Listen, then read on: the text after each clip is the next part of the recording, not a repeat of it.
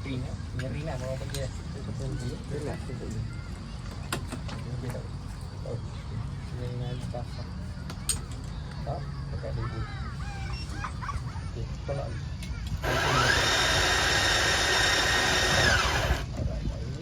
Ketuk ni. Ketuk atas ni, pegang ni.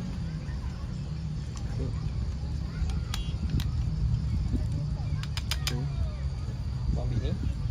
Pusing. Letak je. Letak yang tekan pusing. Pusing. Okey, tarik balik. Cuci dulu bibir dia. Okey, ambil yang tu. Tangan buat macam tadi gambar abang buat. Dia kena ni.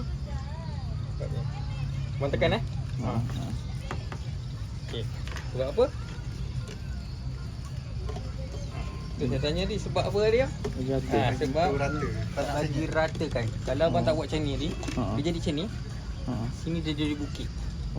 So air dia tak rata. Gantung ni kat sini. Sini dia tak bagi. Tu nak bagi rata. Tu bagi flat sama kan? Letak air sini.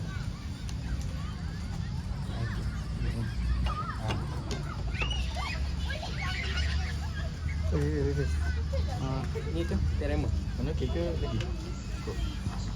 So dah. Lepas tu okey.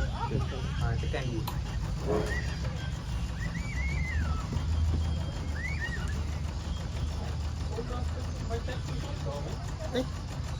Terbiasa dah.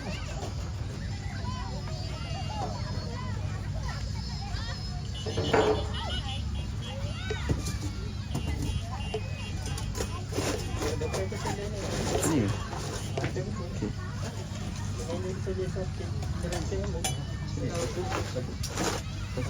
Letak air. Letak dulu. 3 pump. Cair karamel. Lagi banyak itu. Dia kena turun kita tu. 1, 2. Okey dah. Tambah air. Yang lama ni. Dia ada bui.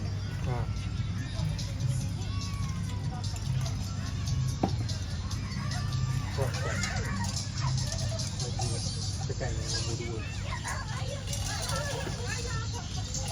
Ambil lepas letak dulu ni lah.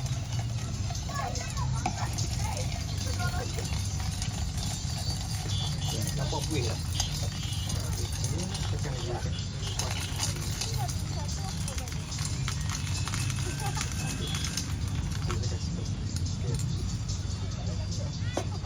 Ambil buih dia macam ni kan. Faham kan? Ambil buih dia. Bagi kena dulu. Macam ni ikut lah. Tapi ketuk lah bagi rata. Right. So ambil membuat macam saya buat tadi. Atas dia. Zigzag dia. Buat nipis lah. Okay dah. Expect. Tutup lah.